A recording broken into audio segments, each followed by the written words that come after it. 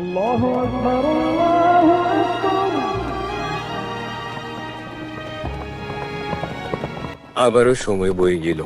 মুসলমানরা পারস্যকে পরাজিত করল এবং বিশাল ধন সম্পদ নিয়ে মদিনায় ফিরে এলো।